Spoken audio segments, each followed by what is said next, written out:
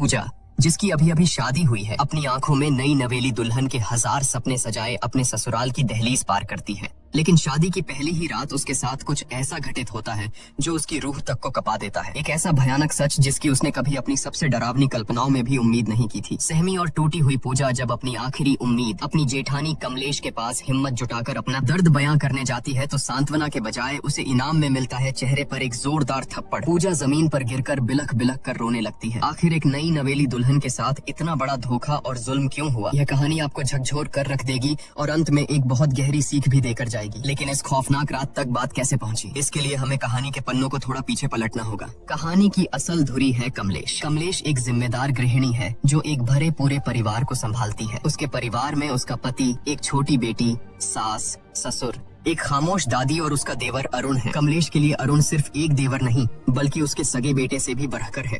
वक्त अपनी रफ्तार से आगे बढ़ता है। अब अरुण जवान हो चुका है और पूरा परिवार उसके लिए रिश्ता देखने जा रहा है। जिस लड़की को देखने पूरा परिवार जा रहा है उसका नाम है पूजा। इंग्लिश ऑनर्स में बीए कर चुकी पूजा अपनी बातों और आत्मविश्वास से सबका मन मोह लेती है। जब वह अपनी मीठी आवाज में एक अंग्रेजी गाना गाकर सुनाती है तो मानो पूरा परिवार उस पर फिदा हो जाता है। अरुण तो जैसे उसे देखते ही अपना दिल हार बैठता है। लेकिन इस पूरे कमरे में एक शख्स ऐसा था जिसके चेहरे पर खुशी की जगह एक उलझन थी। कमलेश को पूजा का यह मॉडर्न और बेबाक अंदाज बिल्कुल रास नहीं आता, लेकिन अरुण की खुशी और उसकी जिद के आगे कमलेश को झुकना ही पड़ता है, मन मारकर ही सही। वह इस रिश्ते के लिए हामी भर देती है। उसी दिन चट मंगनी पट ब्याह की तर्ज पर धूमधाम से रिंग सेरेमनी हो जाती है। पूजा की उंगली में अरुण के नाम की अंगूठी सज जाती है, लेकिन किसी को नहीं पता था कि यह खुशियाँ सिर्फ एक रात की मेहमान है। अगली सुबह कमलेश अपनी सास के साथ ऑटो से कहीं जा रही होती है। अचानक रास्ते में उनकी नजर एक भारी भीड़ और शोर शराबे पर पड़ती है। कुछ लोग सड़कों पर विरोध प्रदर्शन कर रहे थे। तभी भीड़ के बीच कमलेश की नजर एक ऐसे चेहरे पर पड़ती है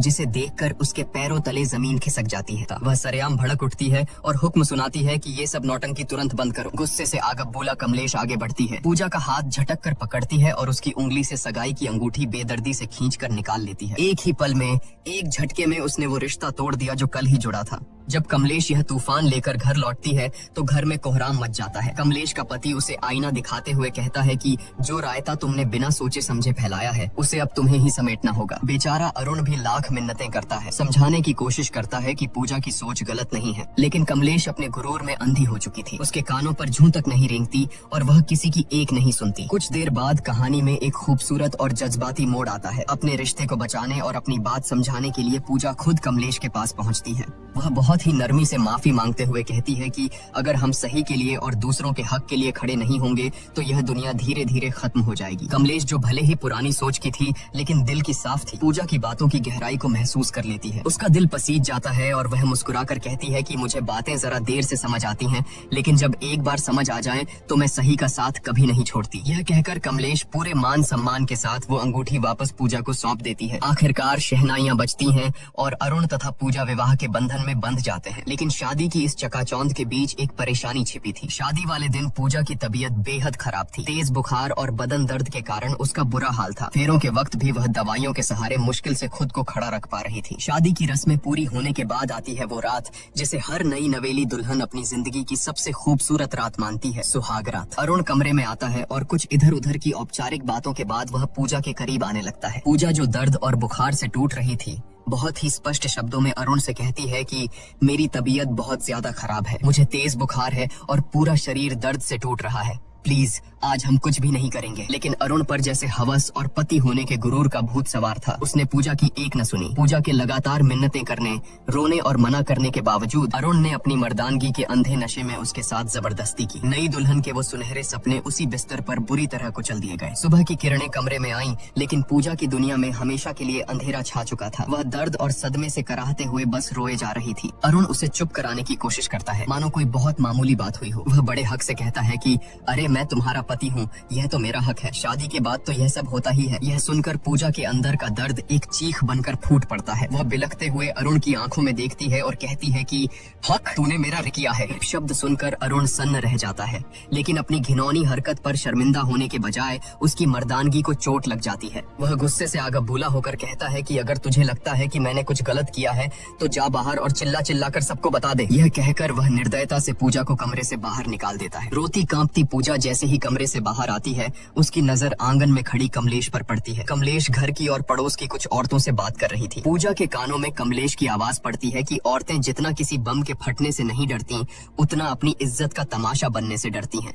यह एक वाक्य पूजा के सीने में किसी जहरीले तीर की तरह चुभ जाता है। उसे तुरंत समझ आ जाता है कि जिस समाज और परिवार में वह खड़ी है, वहाँ अगर उसने अपना मुंह खोला तो उसे न्याय नहीं मिलेगा, बल्कि इस घर में उसी की इज्जत का सरेआम तमाशा बन जाएगा। समाज और बदनामी के इसी खौफ से हारकर एक जीती जागती हक के लिए लड़ने वाली लड़की अपने आंसू पीते हुए खामोशी से वापस उसी घुटन भरे कमरे में लौट जाती है। उसके मासूम दिल में कहीं न कहीं यह उम्मीद बची थी कि शायद अरुण को अपनी हैवानियत का एहसास हुआ होगा, शायद वह अपनी गलती मानेगा और उससे माफी मांगेगा। लेकिन अरुण का रवैया देखकर पूजा के पैरों तले बची खुची जमीन भी खिसक गई। पूजा पहले से ही असहनीय दर्द में थी, लेकिन अरुण ने अपनी हवस को प्यार का नाम देकर एक बार फिर उसके साथ जबरदस्ती की। पूजा अंदर तक टूट चुकी थी। उसे समझ आ गया था कि जिसे दुनिया पति पत्नी का प्यार कहती है, वह उसके लिए सिर्फ और सिर्फ एक वैवाहिक बल था, जिसके खिलाफ वह कुछ नहीं कर सकती थी। अगली सुबह कमलेश की नजर छत की बाउंड्री पर गुमसुम खड़ी पूजा पर पड़ी। पूजा की आंखों की वीरानी और उसका खामोश चेहरा देखकर कमलेश का दिल धक से रह गया। कमलेश के लाख पूछने पर भी पूजा ने रात का वह खौफनाक सच नहीं बताया। कमलेश समझ गई कि कुछ तो बहुत गलत हुआ है और वह बिना ज्यादा सवाल किए पूजा को उसके मायके छोड़ आई। मायके पहुंचकर पूजा ने सोचा कि शायद दुनिया में एक माँ ही है जो अपनी बेटी का दर्द समझ सकती है। उसने अकेले में अपनी माँ को बीती रात की सारी सच्चाई और अरुण की दरिंदगी के बारे में बता दिया। लेकिन जो जवाब उसकी सगी माँ ने दिया,